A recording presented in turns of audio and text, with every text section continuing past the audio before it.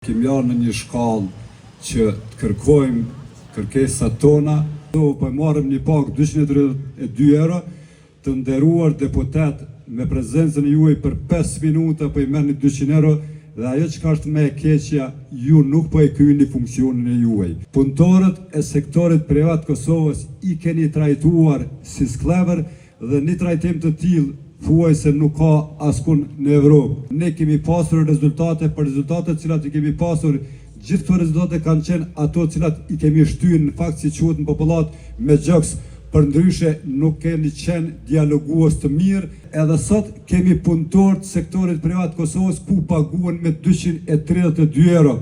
Dhe pushtetarët tanë ju e dini që kanë shkuar në Gjermani dhe i thirrin njerëzit që të kthehen në Kosovë, sepse në Kosovë kemi punë mjaftueshme. Do të protestojmë për të drejtat e punëtorëve, për rregullsitë të punëtorëve dhe për sakrificat të punëtorëve që jemi duke bërë. 1 maj nuk është një ditë pushimi, është një ditë pune, një ditë që na do të rikujtojmë ditën evropiane, ndërkombëtare të punëtorëve. Në vend që të ditën e sotme të festojmë, ne duhet të protestojmë. Në këto ditë të rënda, për të sotën herë, njoftuam shtetin dhe personat përgjithës se ne nuk po mund të mbjetojmë me pagat që i kemi.